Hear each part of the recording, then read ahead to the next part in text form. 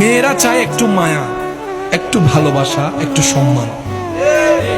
আর স্বামীদের সবচাইতে পছন্দনীয় বিষয় হচ্ছে আমার স্ত্রী সবার সামনে প্রকাশ্যে গোপনে আমাকে সম্মান দিক সবার উপরে।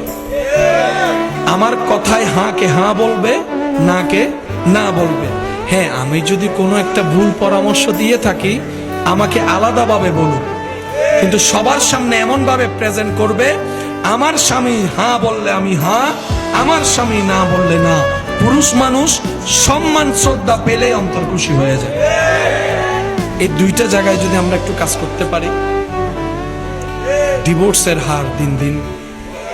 যদি আপনি বলেন আমি হারবো কেন, আমি কি তার থেকে কোনো অংশে কম?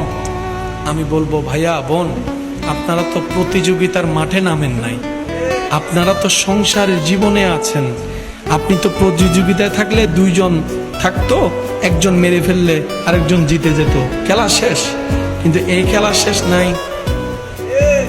হাসরের ময়দানে আল্লাহ পাক রব্বুল আলামিন স্বামীকে জিজ্ঞেস করবে স্ত্রী সম্পর্কে, স্ত্রীকে জিজ্ঞেস করবে স্বামী সম্পর্কে।